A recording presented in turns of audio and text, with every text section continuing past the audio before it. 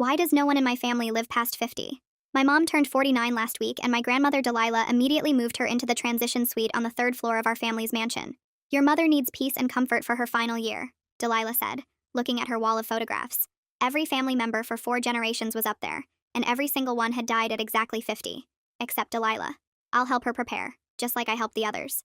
I'd grown up watching aunts and uncles die exactly on their 50th birthdays. They'd go to sleep the night before and never wake up, leaving behind farewell letters they'd written in their final days. Everyone said it was the family curse, something in our genetics, a ticking time bomb in our DNA. Why didn't you die at 50? I asked Delilah for the 100th time. I don't know, she said, and she seemed genuinely puzzled by it. I waited for death and it never came. Maybe I was spared so I could guide the rest of you through the transition.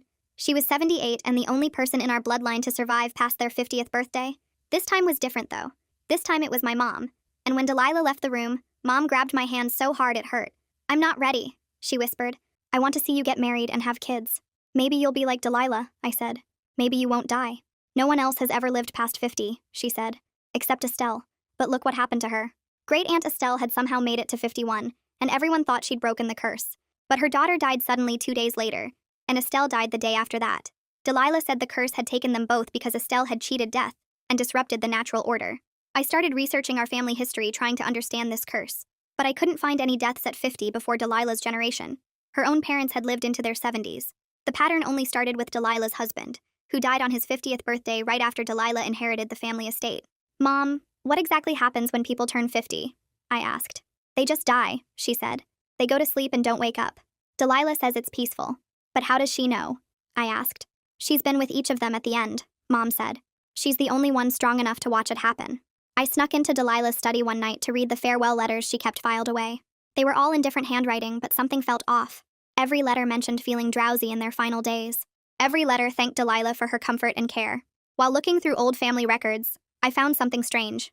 My mom's sister Grace was listed as dying at 50, but the death certificate was weird. No cause of death, no hospital, just Delilah's signature as witness. I searched online and found a Grace Calgary living in Oregon, age 58. I called the number I found. Is this Grace Calgary? There was a long pause. Who's asking? I'm your niece, I said. Everyone thinks you're dead. Good, she said. Let them. How did you survive the curse? I begged. I left the night before my birthday, she said. Started getting sick a month before, exhausted and confused. It went away as soon as I left the house. Why didn't you tell anyone? I asked. I tried to warn Estelle, she said. Her daughter overheard and started asking questions. She was snooping in Delilah's room the day before she died. I went to check on Mom in the transition suite. She was getting thinner and paler every day, and Delilah had started giving her special herbal drinks to ease her transition. I'm so tired all the time, Mom said. But Delilah says that's normal. The body knows when its time is coming. While they were downstairs, I searched the transition suite and found a locked cabinet in the closet. Inside were medical supplies, syringes, vials of clear liquid, and a notebook tracking dosages for each family member. The latest entry was about my mom. Building tolerance. Increase gradually.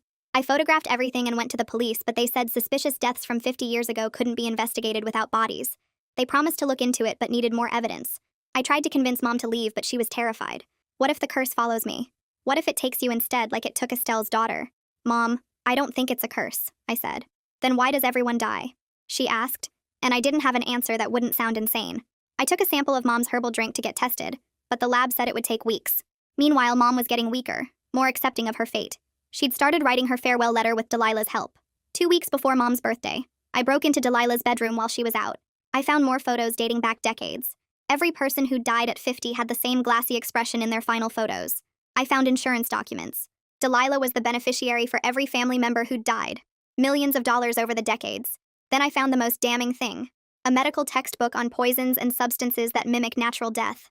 I heard footsteps on the stairs and quickly put everything back, but Delilah was already standing in the doorway. You're just like Estelle's daughter, she said, taking a syringe out of her pocket. Too curious for your own good. My legs want to run, but I make them stay still. I look at the syringe in her hand and then back at her face. I force my voice to sound normal and a little embarrassed. I tell her I was looking for extra blankets for Mom because she mentioned being cold earlier, and I got turned around in the hallway. The lie sounds weak even to me, but I keep talking. I say I know the linen closet is on the 2nd floor, but I thought maybe there was storage up here too. Delilah watches me while I talk. Her hand stays steady with that syringe visible. I can see her thinking about whether to believe me. The silence stretches out for what feels like forever.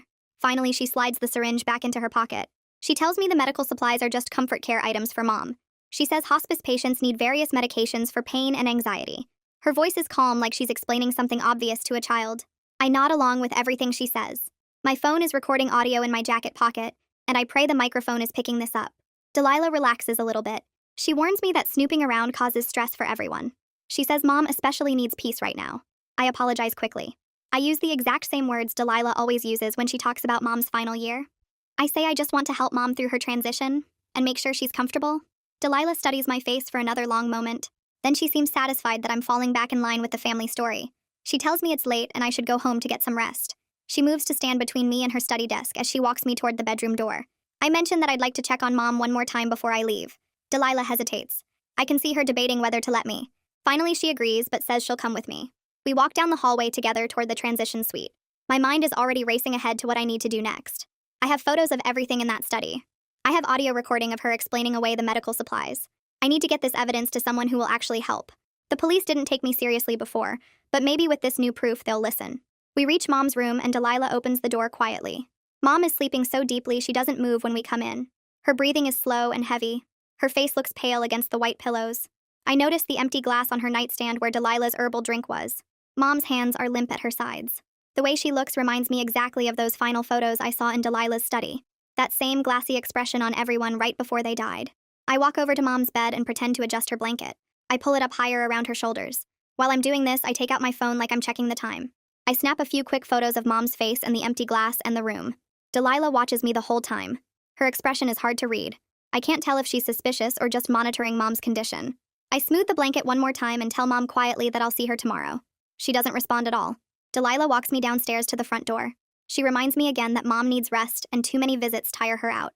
I promise to call before coming by next time. The moment I get to my car, I grab my phone with shaking hands. I can barely hold it steady enough to find Grace's number. She answers on the second ring. I tell her everything as fast as I can. The medical supplies in the locked cabinet, the notebook tracking dosages, the insurance documents showing Delilah as beneficiary for millions of dollars, the poison textbook, the confrontation where Delilah had a syringe. Grace listens without interrupting. When I finish, she's quiet for a second. Then she confirms everything I suspected. She says she started feeling sick about a month before her 50th birthday. Exhausted all the time. Confused and foggy. The symptoms went away within days of leaving the mansion. After a week away from Delilah's care, her head cleared up completely. She tells me I need to get Mom out of that house as soon as possible. I explain that Mom is terrified to leave because of what happened to Estelle and her daughter. Grace says that's exactly what Delilah wants. Keep everyone scared so they stay put and accept their fate. We talk about options, but nothing seems safe enough or fast enough. Mom's birthday is only 2 weeks away. I drive to an all-night coffee shop and park in their lot. It's 3 a.m, but I'm too wired to sleep. I pull up a notes app on my phone and start mapping out the mansion. I draw every entrance I can remember. The front door, the kitchen door, the side entrance by the garden, the delivery entrance in back. I mark where I've seen security cameras over the years. There's one covering the front gate, one at the main entrance.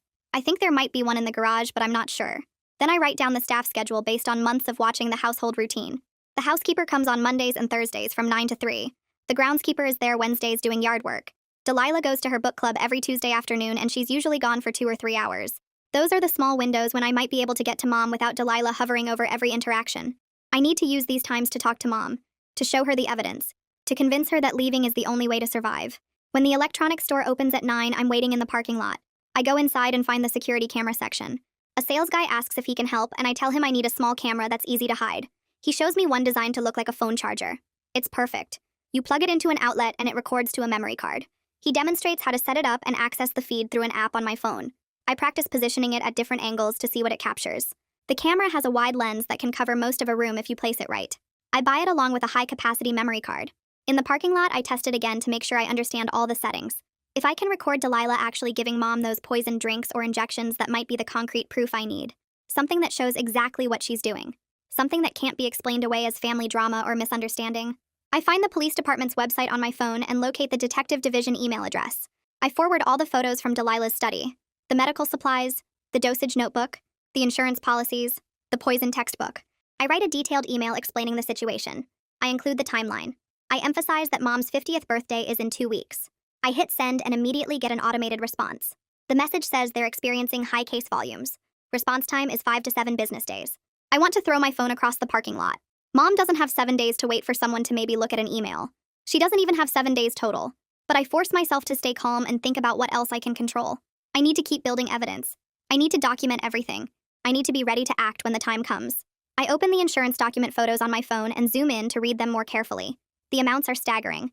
$50,000 after Uncle James died, $75,000 after Aunt Patricia, $100,000 after my grandfather. The policies go back decades. I add up rough numbers in my head and it comes to several $1,000,000 over the years. Every single policy lists Delilah as the beneficiary. Every death certificate has her signature as the witness. She was there for each one. She watched them die and signed the paperwork and collected the money. The pattern is so clear it should be impossible to ignore. But apparently everyone has ignored it for years because no one questioned the family curse story. No one thought to investigate because Delilah was the respected family matriarch who took care of everyone so devotedly during their final days. That afternoon, I returned to the mansion with the hidden camera in my purse. I text Delilah that I'm coming by and she responds that Mom is awake but needs to keep the visit short. When I get to Mom's room, she's sitting up in bed. She looks groggy and pale, but at least her eyes are open. I tell her I've been worried about her. I say I've been researching our family history and some things don't add up. I'm trying to gauge how much I can say without scaring her into telling Delilah everything. Mom squeezes my hand weakly. She says she's accepted her fate.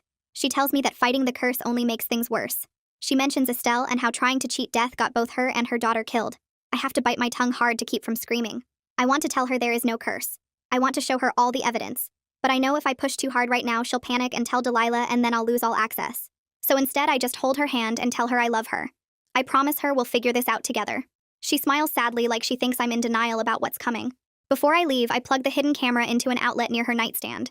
It looks exactly like a regular phone charger. Mom doesn't even glance at it. I leave Mom's room and walk quickly down the stairs, my legs shaking from the adrenaline of plugging in that camera right under Delilah's nose. I get to my car and sit in the driver's seat for a minute, hands gripping the steering wheel while I try to calm down enough to think clearly. I pull out my phone and search for private medical labs that do toxicology testing, scrolling through results until I find one that advertises fast turnaround times and 24-hour service. I dial the number and a woman answers on the second ring, her voice professional and slightly tired. I explain that I need to test a drink sample and some vials for unknown substances, trying to sound calm and reasonable instead of like someone in the middle of a family emergency. She starts asking questions about chain of custody and whether this is for legal purposes, and I realize this is way more complicated than just dropping off a sample at a lab. She tells me about proper collection procedures, storage requirements, and documentation that needs to be maintained if I want the results to be useful in any official capacity. I'm writing notes on the back of a receipt I found in my console, trying to keep up with all her instructions about sealed containers and temperature control and witness signatures. She says they can do a rush analysis, but it will cost extra, and when she quotes the price, I do quick math in my head and realize this will max out my credit card. I tell her that's fine and arrange to bring everything in tomorrow morning at 8, hanging up. And sitting in the dark parking lot feeling like I'm drowning in details and procedures when all I want is someone to just test the damn poison and tell me what Delilah is using to kill people. I drive to a coffee shop that's still open and order something I don't really want, then sit at a corner table with my laptop and start searching for information about elder abuse laws in our state. I spend over an hour reading through dry legal language about mandatory reporting requirements, discovering that healthcare workers are legally required to report suspected abuse to authorities. If I can get one of the nurses or aides who visit the house to actually see what's happening, they might be obligated to file a report that would carry more weight than my accusations as a family member. The problem is that Delilah carefully controls who has access to Mom and for how long, always hovering nearby and managing every interaction. I read about what constitutes evidence of abuse and what kind of documentation is needed, taking screenshots of relevant sections to reference later. I find the contact information for Adult Protective Services and stare at it for a while, knowing I need to call but also knowing it probably won't help fast enough. I dial the number anyway, and work my way through an automated phone tree that offers me options for reporting abuse, getting information about services, and speaking to a representative. I press buttons and wait through hold music until finally a real person picks up and asks how she can help me. I explain the situation as clearly as I can, telling her about Mom being kept in the transition suite, the medications with no proper prescriptions, the pattern of family deaths, and the evidence I've been gathering. The intake worker is polite, but I can hear the hesitation in her voice as she explains that they need to prioritize cases with immediate danger, and that family disputes over end-of-life care are complicated. She takes down my information and Mom's information, asking questions about Mom's mental capacity and whether there's an immediate threat to her safety. I tell her yes, there's an immediate threat because Mom's 50th birthday is in less than 2 weeks, but I can tell she thinks I'm overreacting or caught up in family drama. She says someone will follow up within a week to assess the situation, and I want to scream that Mom doesn't have a week to wait for someone to maybe schedule a visit. I thank her and hang up, adding this to my mental list of useless bureaucratic delays while Mom gets weaker every single day. I go back to the mansion that evening and let myself in with my key, heading straight up to the 3rd floor to check on Mom.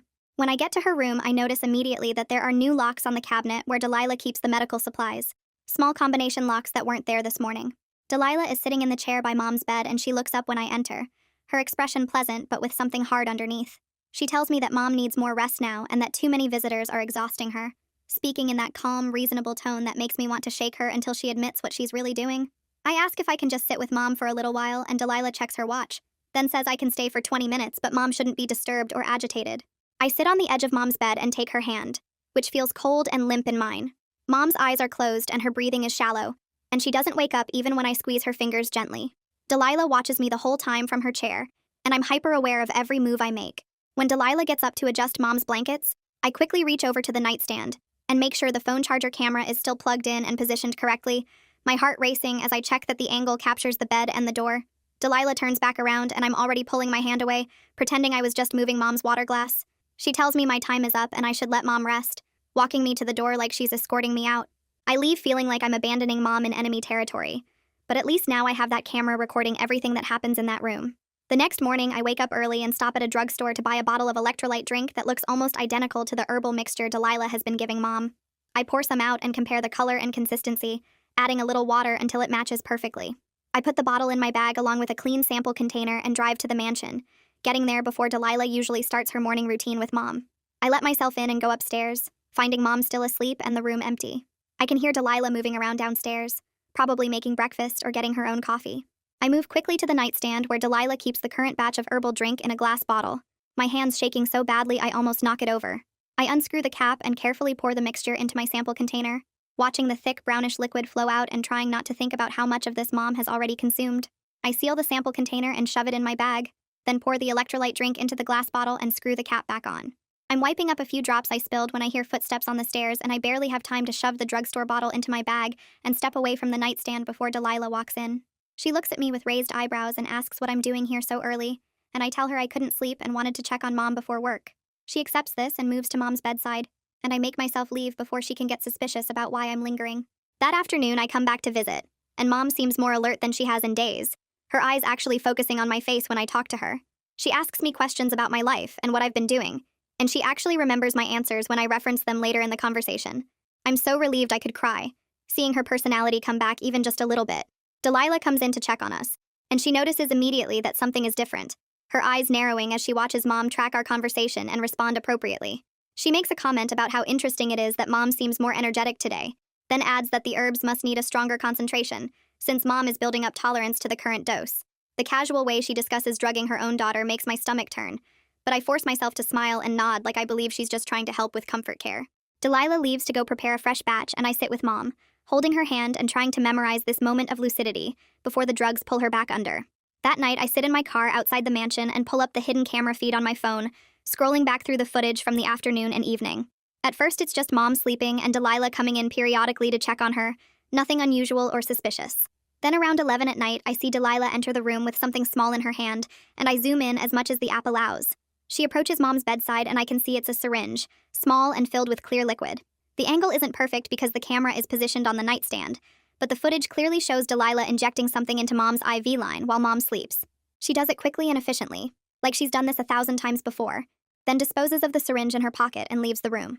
I watch it 3 more times to make sure I'm seeing what I think I'm seeing, then I save the video file to my phone, and immediately upload copies to my email, a cloud storage service, and a USB drive I keep in my glove box. This might be the most important evidence I'll ever capture. Proof that Delilah is actively administering substances to mom without her knowledge or consent. The next morning, I have an appointment with a lawyer who specializes in elder law, someone I found through an online search of attorneys who handle guardianship cases. I bring my laptop with some of the photos and videos I've collected, and I explain the situation while he takes notes on a legal pad. I ask about emergency guardianship to get mom away from Delilah, and he listens carefully, but his expression tells me this isn't going to be as simple as I hoped. He explains that guardianship cases are complex and slow, especially when the alleged abuser is also a family member with decades of caregiving history and no prior complaints. Courts are reluctant to remove someone from their home and primary caregiver without substantial evidence and due process, which can take months. He suggests I focus on getting law enforcement involved first, since criminal charges would give me more immediate options for protecting mom through restraining orders or emergency removal. He gives me some paperwork about filing for guardianship anyway, just to start the process, but he's honest that it won't happen fast enough to help mom before her birthday. Before I leave, he writes down a name on his business card, telling me I should talk to Zachary Corbett, who is an estate attorney that has worked with our family for years. He says Corbett might have information about the insurance policies and financial arrangements that could be relevant to my case. I call Corbett's office from the parking lot, and his secretary puts me through after I explain I'm Delilah's granddaughter, and need to discuss some estate matters. Corbett agrees to see me that afternoon, and I drive across town to his office, which is in one of those old buildings with dark wood paneling and expensive furniture. When I'm shown into his office, Corbett is polite but distant, gesturing for me to sit in one of the leather chairs across from his desk. I start to explain my concerns about the insurance policies and the pattern of deaths, and his expression goes from professional to cold. He tells me that all the estate planning was done properly, and that family members often get upset about end-of-life decisions when emotions are running high. He says everything was reviewed by multiple attorneys and executed according to legal standards, and he implies I'm being dramatic and looking for problems where none exist. He suggests I focus on supporting Mom through her transition, rather than making accusations against Delilah, who has been nothing but devoted to her family for decades. I realize as he's talking that Delilah has probably prepared him for this conversation, maybe even warned him that I might come asking questions. He's protecting his client and shutting down my inquiries before I can get any real information from him. I thank him for his time and leave, adding him to my mental list of people who are either complicit or willfully blind to what's happening. I drive to the private lab and park in their small lot, grabbing my bag with the sample containers and heading inside. The reception area is clean and clinical, and I give my name to the person at the desk who directs me to a small consultation room. A woman in a lab coat comes in and introduces herself as Judith Berg, and she sits down across from me to discuss the testing process. She explains the limitations of testing without proper chain of custody and legal documentation, telling me that she can analyze the substances and tell me what they are, but the results might not be admissible in court if the collection process isn't documented correctly. She asks me detailed questions about how I obtained the samples and whether anyone witnessed the collection, and I have to admit that I did it alone without any official procedures. She nods like she expected this and says she understands, and that she can still run the analysis to tell me what I'm dealing with, even if it can't be used as legal evidence. I tell her that's fine, that I just need to know what Delilah is using, so I can figure out how to stop her. Judith takes the sample containers and labels them carefully, then promises to rush the analysis and call me with preliminary results within 48 hours. She gives me a receipt and some paperwork about the testing procedures, and I leave feeling like I'm finally making some kind of progress, even if it's slower than I need it to be. I drive back to the mansion that afternoon with a small audio recorder I bought at an electronics store, the kind designed to look like a regular USB charger. I park down the street and walk up to the house, checking that Delilah's car is still in the driveway before I let myself in through the side entrance. Mom is sleeping when I get to her room on the third floor, her breathing shallow and her face pale against the white pillows. I move quickly to the wall where a framed photo of our family hangs near her bed, carefully lifting it off its hook and positioning the recorder behind it before hanging it back up. The device is small enough that it disappears completely behind the frame, and I test the angle to make sure it will pick up voices from anywhere in the room. I turn it on and check my phone to confirm it's recording, then adjust Mom's blanket and leave before Delilah comes back from whatever errand took her out of the house. Every piece of evidence I collect feels important, but also not enough on its own, like I'm building a puzzle where I need every single piece before anyone will believe what the picture shows. I'm scared I'm running out of time to gather everything I need before Mom's birthday arrives, and Delilah makes her final move. The next morning, I get a text from Delilah asking me to come by the house because there's someone she wants me to meet. I drive over, worried this is some kind of trap. But when I arrive, I find Delilah in the main sitting room with a woman in scrubs who has a professional medical bag sitting next to her chair. Delilah introduces her as Mallory Wood and explains she's a hospice nurse who will be helping with Mom's care during her final weeks. Mallory stands up to shake my hand, and she seems kind and competent, the type of person you'd actually want taking care of someone you love. She has paperwork spread out on the coffee table, and she's reviewing medication schedules and care protocols with Delilah, asking questions about Mom's symptoms and daily routine. I try to look at the documents while they're talking, but I can't see any logo or official letterhead from a recognized hospice organization. Delilah explains that Mallory comes highly recommended and has experience with end-of-life care in private home settings, and Mallory nods along while making notes in a leather binder. I ask if I can talk to Mallory privately for a minute, but Delilah immediately suggests we all go upstairs together to check on Mom so Mallory can do her initial assessment. The three of us walk up to the transition suite, and I watch Mallory examine Mom with gentle efficiency, checking her vital signs and asking her simple questions that Mom answers in a drowsy, confused way. Delilah stays in the room the entire time, standing near the door and offering explanations about Mom's medication schedule and special dietary needs. Everything Delilah says sounds caring and reasonable, but I'm suspicious of every single word because I know what's really happening here. I wait near the stairs after the assessment, hoping to catch Mallory alone, and I finally get my chance when Delilah goes downstairs to answer the doorbell. I follow Mallory into the hallway and ask her directly about the medications Mom is taking, and whether she's actually seen the prescriptions from a real doctor. Mallory stops walking and turns to face me, and I can see her thinking carefully about how to answer. She admits the documentation seems a bit unusual compared to what she normally works with, but she explains that everything has been presented to her as approved by Mom's physician, and that families often handle end-of-life care in private ways that don't follow standard hospital protocols. I watch her face while she talks, and I can see doubt in her eyes even as she defends the situation, like she's trying to convince herself as much as me. I want to tell her everything I've discovered, but I'm scared she'll just report back to Delilah. So instead, I ask if she'd be willing to review the actual medication vials and dosages to make sure they match what a doctor would prescribe. She hesitates again and says she'll take a closer look at the documentation, and I wonder if I might be able to turn her into an ally if I can show her the evidence I've been collecting without putting Mom in more danger. My phone buzzes with a text from Grace while I'm driving home, and I pull over to look at the photos she sent me. They're pages from her medical records showing liver function tests and thinking ability scores from right before she left the mansion, and then again 6 months later. The difference is huge, with all her numbers improving after she got away from Delilah's care.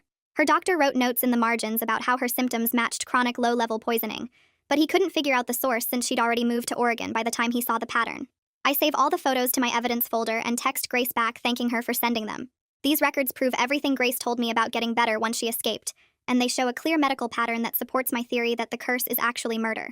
I add them to my growing file of documentation that includes photos of Delilah's medical supplies, the insurance policies, the hidden camera footage, and now soon the lab results from the drink samples. That night, I check the hidden camera feed from my apartment and watch footage of Delilah entering Mom's room around 8 in the evening. She sits down on the edge of Mom's bed and picks up the notebook where Mom has been writing her farewell letter, the one Delilah suggested she start working on weeks ago. I turn up the volume on my laptop and hear Delilah reading through what Mom has written so far, then suggesting specific phrases Mom should include. She tells Mom to write about being grateful for Delilah's guidance and to say she accepts her fate peacefully, actually dictating the exact words that will make Mom's death look expected and natural. Mom's voice is weak and confused as she agrees to add the phrases Delilah wants, and I watch her pick up her pen with shaking hands to write what Delilah is telling her to say. The whole thing makes me feel sick because Delilah is literally scripting the goodbye letter that will be used as evidence that Mom died willingly and without suspicion. I save the video file to 3 different locations knowing this footage shows the psychological control Delilah has over Mom, which is almost as bad as the physical poisoning because it's destroying Mom's ability to fight back or ask for help. My phone rings the next afternoon and it's the woman from Adult Protective Services calling me back about the report I filed. She apologizes for the delay and says she's scheduled a home visit to evaluate Mom's situation, and I feel a quick moment of hope until she tells me the appointment is for next Tuesday. I do the math in my head and realize next Tuesday is 3 days after Mom's 50th birthday, which means it will be too late if Delilah follows her usual pattern. I try to explain the urgency and tell her about the birthday deadline, but she says she understands my concern and she'll try to move the visit up if there's a cancellation. She can't promise anything, though, because they have a huge caseload and they need to coordinate with other agencies before they can do an emergency intervention. I thank her for trying and hang up feeling like I'm screaming into a void, while everyone around me moves at the speed of paperwork and procedures. The system isn't designed to prevent murders that look like natural deaths, and by the time anyone official takes action, it will be too late to save Mom. Judith calls me 2 days later with preliminary results from the drink sample I brought to her lab. Her voice is careful and professional as she explains what they found, telling me the sample contained traces of medicines called benzodiazepines and other drugs that make people sleepy and confused.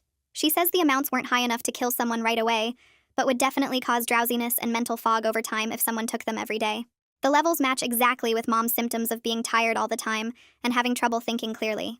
Judith explains she's running more detailed tests on the vials I brought in, but these initial findings already confirm that someone has been giving Mom drugs on purpose, using substances that wouldn't show up in a regular check after death. I thank her and ask her to rush the rest of the analysis, then I save her preliminary report to my evidence folder.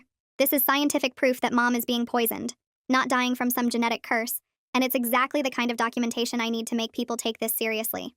I go back to the mansion the next day to check on Mom and find Delilah waiting for me in the front hallway. She tells me Mom needs complete rest now and that my visits seem to make her upset and anxious. She says I can see Mom for a few minutes, but then I need to let her sleep because she's entering the final stage of her transition. I follow Delilah upstairs and notice Mallory standing in the hallway outside Mom's room looking uncomfortable.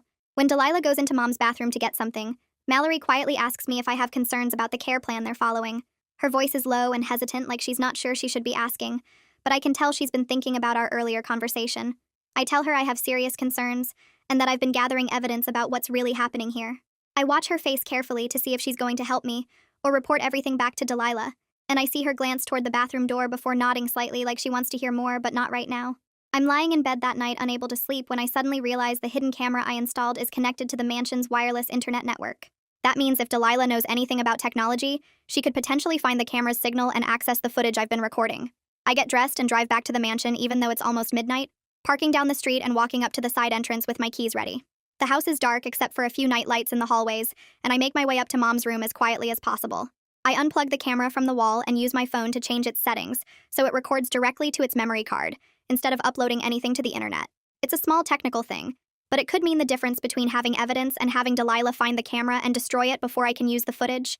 I plug it back in and check that it's still recording properly. Then I leave the same way I came in and drive home, hoping Delilah didn't hear me moving around upstairs.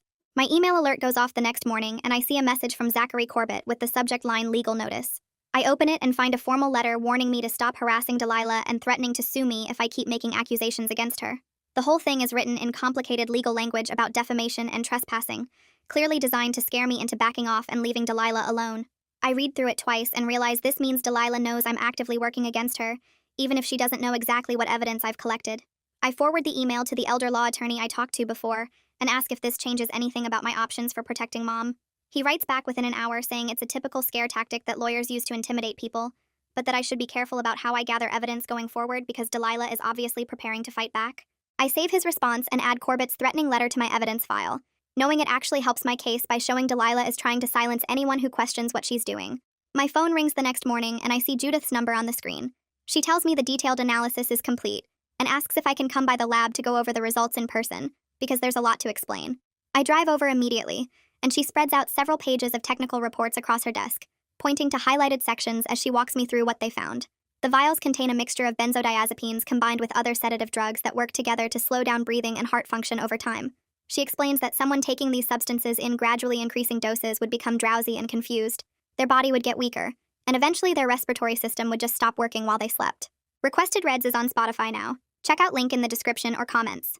The combination is designed to look like natural death, especially in someone around 50, who might be assumed to have underlying health problems that finally caught up with them. Judith traces her finger down the dosage calculations and shows me how the amounts in Mom's recent samples match exactly what would be needed to kill someone within weeks if the doses kept increasing on schedule. I feel sick listening to the technical details, but I'm also relieved because this is real proof that can't be dismissed as family drama or paranoid accusations.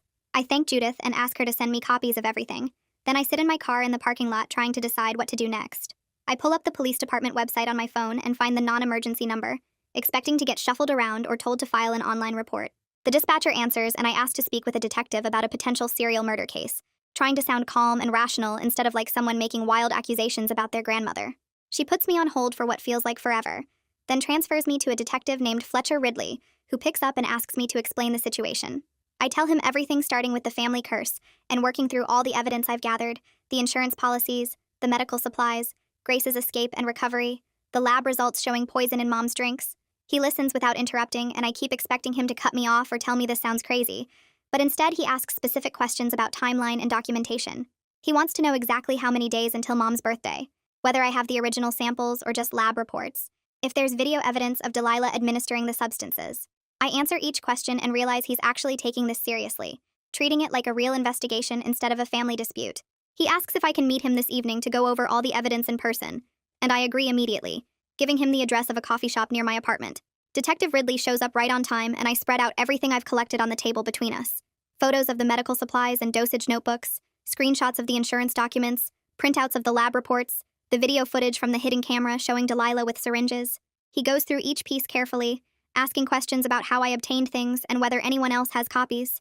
He's honest about the challenges we're facing with this case, pointing out that most of the deaths happened years or even decades ago, that Delilah is a respected member of the community who's never been in trouble, and that some of my evidence might have problems with how it was collected. But he also says that what I've shown him is enough to justify opening an investigation, and he explains that the strongest case will require catching Delilah actually giving Mom the poison, with clear documentation of Mom's condition immediately afterward. He wants video that shows Delilah administering substances, then shows Mom becoming impaired within minutes, with timestamps that prove the sequence of events.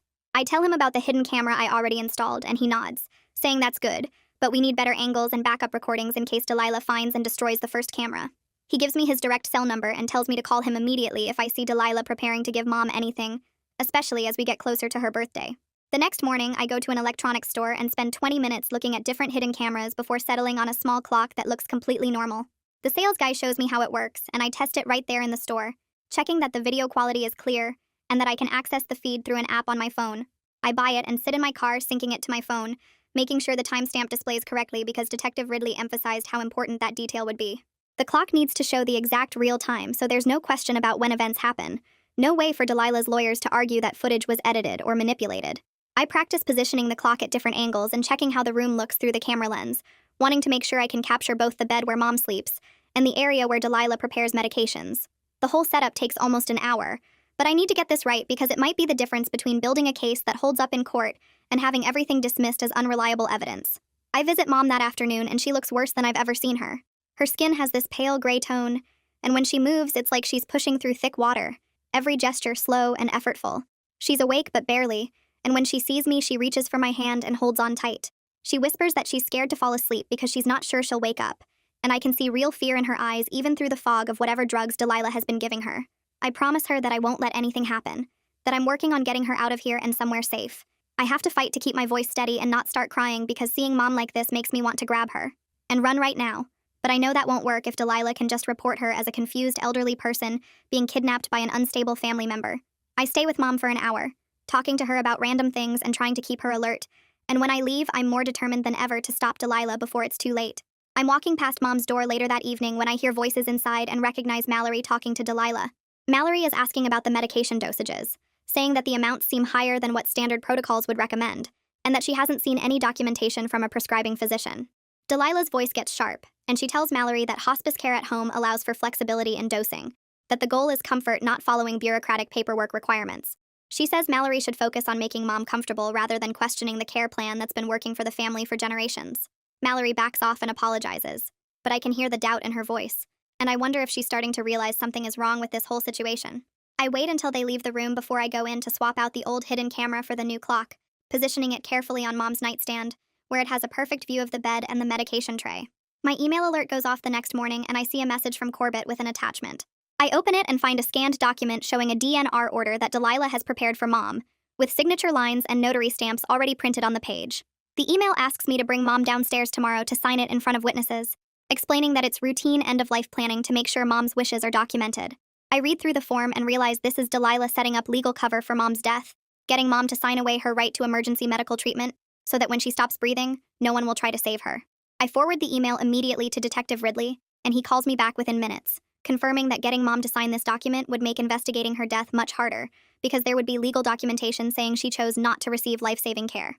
I spend the rest of the morning searching online for doctors who do capacity assessments, looking for someone who specializes in elder care and understands issues around undue influence.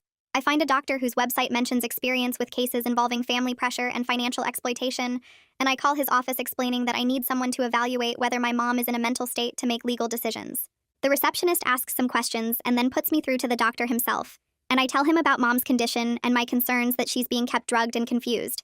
He agrees to visit the house tomorrow afternoon to conduct a private evaluation of Mom's mental state and her ability to understand what she's signing. I give him the mansion address and he says he'll need at least 30 minutes alone with Mom to do a proper assessment, and that if he finds evidence of impairment, he can provide documentation that might be enough to block the DNR signing. The doctor calls me back 2 hours later sounding frustrated. He says he drove to the mansion but security turned him away at the gate, that someone told him there's a flu outbreak in the house and no visitors are allowed for health reasons. He tried to explain that he's a physician coming for a scheduled appointment, but they wouldn't let him through and he can't force his way onto private property. He says he can reschedule for next week if the situation changes, but that without cooperation from whoever controls access to the house, there's not much he can do. I thank him and hang up feeling like I just hit another wall, and I realize Delilah somehow found out about the appointment and actively blocked it. She's aware that I'm working against her now, even if she doesn't know exactly what evidence I've collected, and she's taking steps to prevent any outside professionals from seeing Mom or documenting her condition. Judith calls me that same afternoon and says she rushed the final analysis on the hair sample I brought her weeks ago. The results show that Mom has been exposed to the same sedative compounds over a period of at least 6 weeks, with levels that gradually increased over time. The pattern matches exactly what you'd expect if someone was building up doses slowly to establish tolerance before giving a final lethal amount. Judith explains that she's written up a preliminary report with careful language about chain of custody limitations since I collected the samples myself. But the scientific findings are clear and detailed enough that Detective Ridley says they'll support getting a warrant if we can capture one more piece of direct evidence showing Delilah actually administering the poison. I spent the next morning at a medical supply store looking for something that could help me track Mom's location if things went wrong. The clerk showed me a small GPS device made for elderly patients with memory problems, about the size of a quarter, and designed to fit in a pocket without being noticed. I bought it along with a sewing kit and tested the alerts on my phone in the parking lot, setting up a notification system that would ping me if Mom left the mansion property or if the device moved more than a mile from the house. Back at my apartment, I carefully sewed the tracker into the inner pocket of Mom's bathrobe, the one she wore every morning, making sure the stitching was invisible and the device sat flat against the fabric. It felt paranoid to be tracking my own mother like she was a flight risk, but Delilah controlled every aspect of access to the house, and I needed some way to know where Mom was if Delilah tried to move her, or if something happened that I didn't know about. I tested the geofence one more time before heading to the mansion, watching my phone light up with an alert as I drove past the property boundary. The clock camera I'd hidden on Mom's nightstand had been recording for 2 days straight, and I checked the footage every few hours from my phone, fast-forwarding through the boring parts where Mom slept, or Delilah sat reading. Then, at exactly 11 in the morning, I watched Delilah enter the room with a small syringe in her hand, clearly visible in the frame as she approached Mom's IV line. She injected something into the port, and I could see the exact moment on the timestamp. Then Mom's eyes got heavy within minutes, and her words became slow and confused as Delilah asked her questions about the farewell letter. The footage was perfect. Delilah's face was clear, the syringe was obvious, and Mom's declining state was documented with timestamps that matched up exactly. I called Detective Ridley immediately while saving 3 backup copies of the video file, and he watched it remotely through a secure link I sent him. He confirmed this was exactly the direct evidence he needed to move forward with getting a warrant, that seeing Delilah actually administering something to Mom while Mom was clearly impaired afterward would be enough for a judge to take seriously. Detective Ridley called me back an hour later with specific instructions about what to do next. He explained that the warrant process would take at least another day or two, even with the video evidence, and that in the meantime I should call 911 the next time I saw Delilah preparing to give Mom any medications or injections. Having paramedics document Mom's condition and the presence of substances in her system in real time would create an official medical record that couldn't be dismissed as family drama or disputed later in court. He walked me through exactly what to say to the dispatcher and how to make sure the paramedics understood this was a suspected poisoning case, not just a family disagreement about end-of-life care. I programmed 911 into my phone's emergency shortcut and spent the afternoon packing a bag with Mom's essentials in case we needed to leave the mansion quickly. I grabbed her medications, copies of her medical records, comfortable clothes, and her favorite photos, storing everything in my car trunk where it would be ready to go at a moment's notice.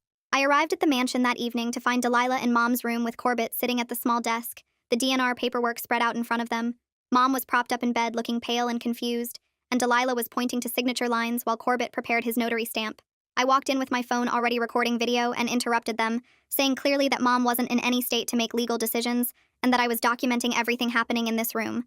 Delilah's face went cold and she told me to leave immediately, that this was none of my business and I was upsetting Mom during an important moment. But Corbett looked uncomfortable as he glanced at Mom's glazed expression and the way her hand shook when she tried to hold the pen. He suggested they reschedule the signing for a time when there was less family conflict, using careful lawyer language that gave him an out without directly accusing anyone of anything wrong. It was a small win, but I'd take it. Anything that delayed Mom signing away her right to emergency medical treatment bought us more time. Mallory found me in the hallway the next morning and pulled me into an empty room, closing the door before speaking in a low voice. She admitted she'd been reviewing the medication logs overnight, and something didn't add up about the dosages or the combinations Delilah had been giving Mom. The amounts were too high for standard comfort care.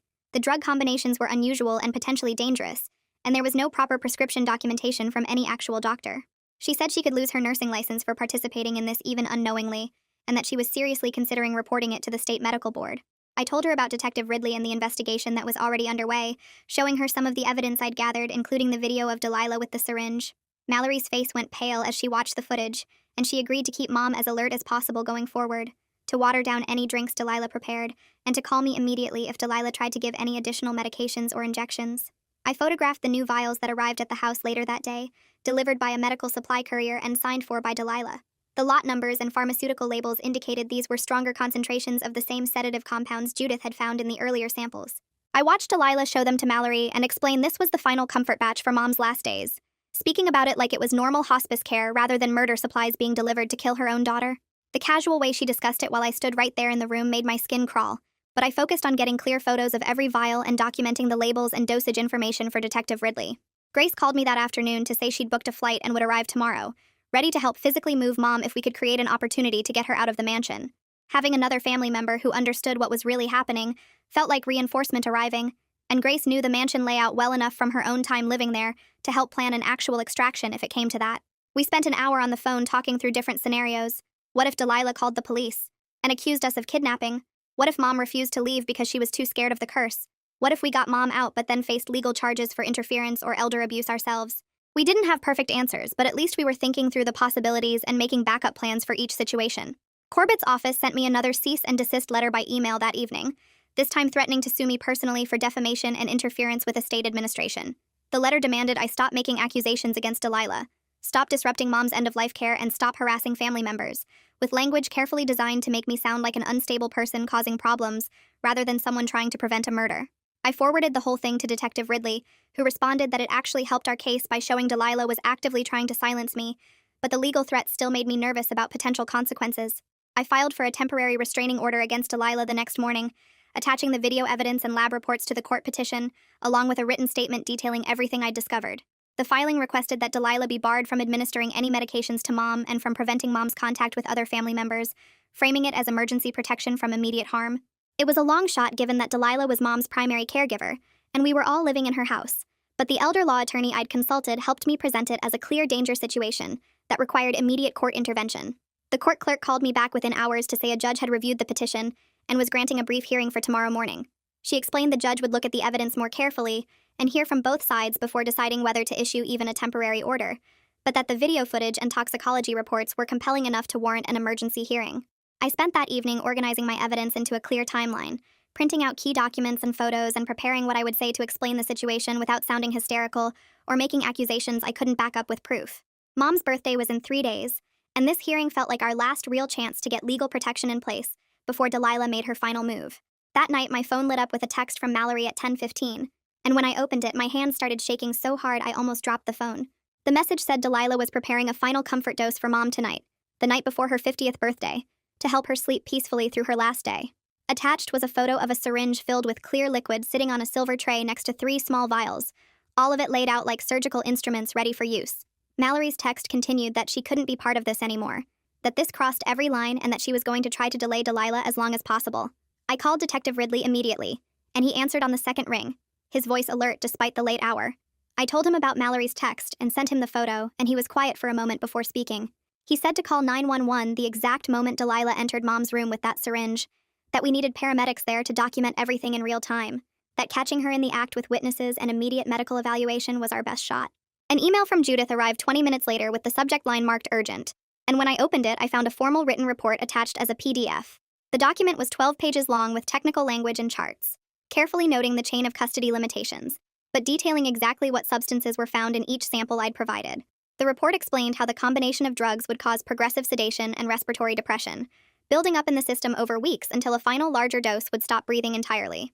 It noted that death would appear completely natural without specific toxicology testing, looking for these exact compounds, and that the dosing pattern suggested deliberate escalation toward a lethal endpoint.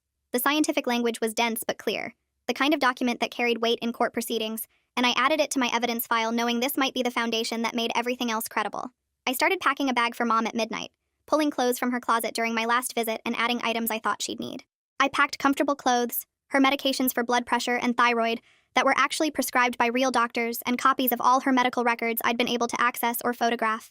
I loaded my car with this bag plus my own overnight things, a folder of printed evidence, my laptop and phone chargers. I mapped the route to the nearest hospital on my phone and saved the address of a motel 2 towns over where we could stay safely if we needed to hide. Grace and I texted back and forth confirming meeting points and backup plans, treating this like a military operation because that's exactly what it felt like. We were extracting someone from immediate danger with limited time and an adversary who controlled the terrain and every detail mattered. Grace's flight landed at 3 in the afternoon the next day, and instead of coming directly to the mansion, she took an Uber to a coffee shop about 2 miles away. I met her there, and we sat in a back corner booth going over the plan one more time, speaking quietly, even though no one was paying attention to us. I would return to the mansion and position myself in a downstairs room where I could watch the hidden camera feeds on my phone, staying out of sight but ready to move fast. Grace would wait in her rental car parked on a side street near the mansion's back gate, ready to help move Mom once the paramedics arrived and the situation was secured. The moment Delilah tried to administer that final dose, I would call 911 and run upstairs, and Grace would come in through the back entrance that she still had keys for from years ago. It sounded simple when we laid it out like that, but we both knew how quickly things could go wrong, how many variables were outside our control. I drove back to the mansion at 6 and let myself in through the front door, telling Delilah I wanted to spend the evening nearby in case Mom needed anything. She seemed pleased by this, probably thinking I'd finally accepted the inevitable, and she told me Mom was resting comfortably in preparation for tomorrow. I positioned myself in a small sitting room on the second floor with a clear view of the staircase, my phone open to the camera app and 911 ready to dial.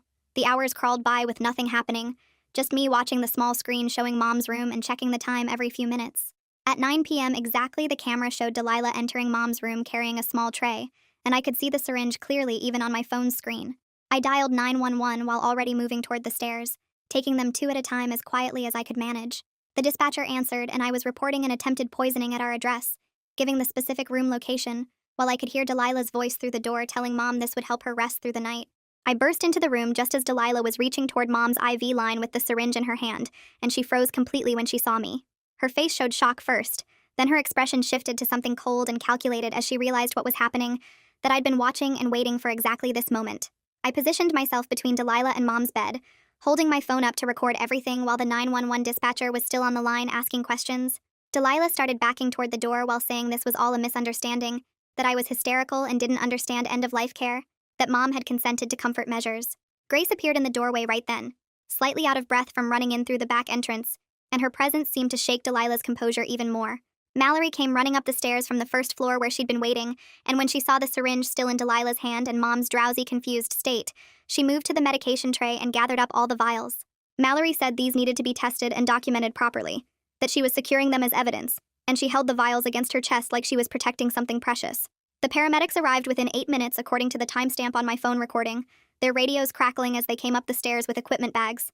Mallory handed over the vials immediately, and started explaining Mom's symptoms and the medication schedule she'd been documenting, her voice professional despite obvious stress. She detailed the doses and timing and substances, noting that nothing matched standard hospice protocols and that there were no proper prescriptions. The paramedics assessed Mom and checked her vital signs, noting her altered mental state and the concerning medication history Mallory described. They determined she needed immediate hospital evaluation given the substances involved and her condition, and they started preparing her for transport. Mom was confused and kept asking what was happening, and I held her hand while they loaded her onto the stretcher, telling her she was going somewhere safe. I climbed into the ambulance with Mom while Grace stayed behind at the mansion, her job now to make sure Delilah didn't destroy any evidence, and to let Detective Ridley into the house when he arrived. Detective Ridley met us at the hospital emergency entrance 40 minutes later, and I watched through the ambulance bay doors as he took possession of the vials and syringes that Mallory had secured. He photographed everything with his phone and a professional camera, documenting the chain of custody and labeling each item carefully. He told me he was heading back to the mansion to question Delilah, but that he wasn't arresting her yet, that he wanted to wait for the hospital toxicology results, and to execute a proper search warrant with everything documented correctly. I asked if she could just leave, and he said he'd made it very clear she was under investigation and shouldn't leave town, that trying to flee would only make things worse for her. The emergency room staff moved fast once we were inside, taking Mom to a treatment bay and starting blood draws immediately. They ran a full toxicology screen that would test for everything, not just common drugs, but the specific sedatives and compounds that Judith's report had identified. The ER doctor examined Mom and documented her confused state, her vital signs that showed respiratory depression, and the concerning medication history that Mallory had provided. She ordered intravenous fluids and monitoring, creating an official medical record that supported everything I'd been claiming for weeks. The test results came back 2 hours later, showing multiple sedatives in Mom's system at levels that were way too high for any legitimate medical treatment, exactly matching the substances from Judith's report. Mom was admitted for observation and treatment, moved to a regular hospital room with monitoring equipment and nurses checking on her every hour. For the first time in weeks, she was in a place where Delilah couldn't access her, where every medication was prescribed by real doctors and documented in official records. The restraining order hearing happened by video call from the hospital the next morning, with me appearing on a laptop the social worker brought to Mom's room. I presented all the evidence I'd gathered over the past weeks, playing the video clips and sharing the lab reports and hospital documentation. The judge reviewed everything carefully, asking questions about the timeline and the medical findings, clearly taking the situation seriously. She granted a temporary order barring Delilah from any contact with Mom and from entering the hospital or coming within 500 feet of Mom's room, the legal protection we desperately needed. It wasn't a criminal conviction, but it was official court recognition that Mom was in danger, and I could see the relief on Mom's face even through her continued confusion from the drugs still clearing her system. The next morning, Corbett's office called Detective Ridley and said they were withdrawing from representing Delilah. The paralegal who called explained that Corbett's firm takes elder abuse very seriously, and they had no knowledge of any criminal activity. She said they would provide copies of all estate documents and insurance policies to help with the investigation. Detective Ridley called me right after to say this was a big break because now he could access decades of financial records without fighting legal battles. He explained that Corbett was probably trying to protect himself and his firm from being connected to Delilah's crimes. The cooperation meant Ridley could trace every insurance payout and show the full pattern of how Delilah had been collecting money after each family death. I felt relieved that at least one person who had been helping Delilah was now backing away and giving us what we needed. 2 days later, Adult Protective Services finally showed up to do their investigation. The investigator was a woman in her 50s who interviewed me first, then Grace, then Mallory, and finally the hospital staff who had been treating Mom. She took detailed notes and reviewed all the evidence I had gathered over the past weeks. She looked through the photos of the medical supplies, the lab reports, the hospital documentation, and the videos from the hidden cameras. After spending most of the day collecting information, she told me she was opening a formal case, She said the pattern of deaths in the family combined with the financial benefit Delilah received from each one was extremely concerning. She explained that APS would work with law enforcement to investigate whether other family members who died might have been victims of the same scheme. The investigator was professional and thorough, but I could see the shock on her face when she realized how many people had died and how long this had been going on. The same afternoon, Mallory met with Detective Ridley at the police station to give a written statement. She brought all the medication logs she had kept during her time working for Delilah. The statement detailed every unusual dosing instruction and every time Delilah had pressured her to keep quiet about problems with the documentation. Mallory admitted in the statement that she should have reported her concerns earlier, but that Delilah was scary to work for and she needed the job. She explained how the medication combinations were wrong and how the amounts were way too high for legitimate comfort care. Her statement matched everything I had been saying and added professional medical context that made the case much stronger. Ridley told me later that having a healthcare worker confirm the medication problems was huge for building the case. I knew that coming forward might cost Mallory her nursing career, but she did it anyway because it was the right thing to do. 3 days after Mom's birthday, Judith called with her final complete toxicology report. The report listed every substance found in all the samples I had collected and explained exactly how they worked together. She described how the specific combination would slowly stop someone from breathing normally and make their heart work less and less over time. The report said this particular mix of drugs would cause death that looked completely natural, unless someone specifically tested for these exact substances. It explained how someone would just seem to fall asleep and not wake up, which was exactly what had happened to every family member at 50. Judith had included scientific references and medical studies to back up her findings. Detective Ridley called me after receiving the report and said this was the scientific proof that turned family accusations into documented evidence of an actual murder method. He said the prosecutor now had everything needed to show that Delilah had been using a specific technique to kill people while making it look like natural death. The search warrant was executed on the mansion 3 days after Mom turned 50. Detective Ridley showed up early in the morning with a team of people from the police department and the crime lab. They had a judge's order to search the entire house and collect any evidence related to the deaths. I watched from my car parked down the street as they carried out boxes and boxes of stuff. They photographed everything in place before moving it. They took all the medical supplies from the transition suite and Mom's room. They collected the notebooks with dosage schedules that went back years and years.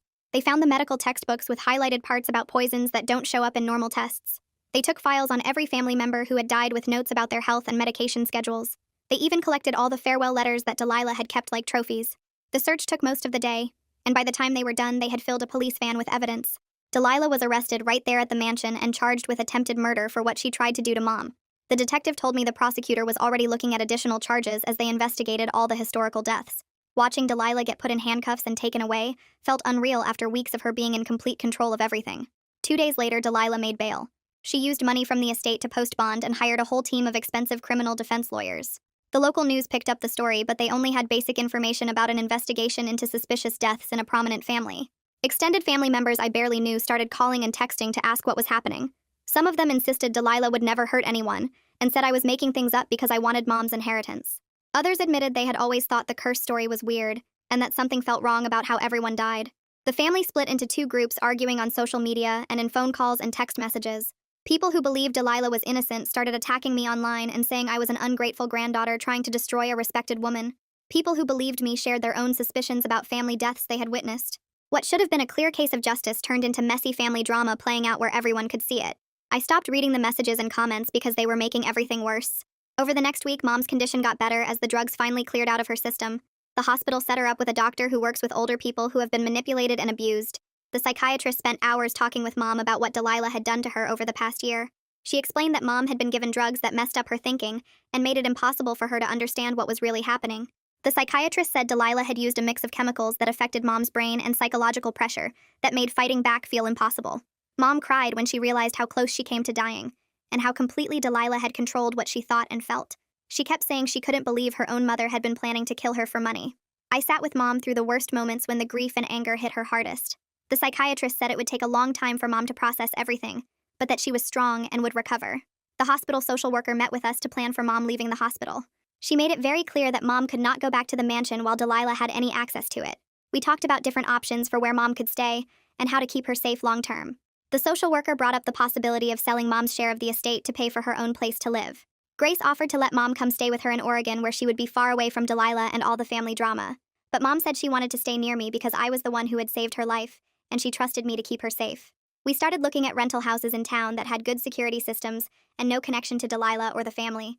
The social worker helped us make a safety plan that included keeping the GPS tracker active and having regular check-ins with people who knew the situation. She also connected us with resources for victims of elder abuse and gave us information about support groups. Right in the middle of planning everything, Corbett sent an email saying the estate accounts were being frozen. The prosecutor was going after the money because it came from insurance fraud.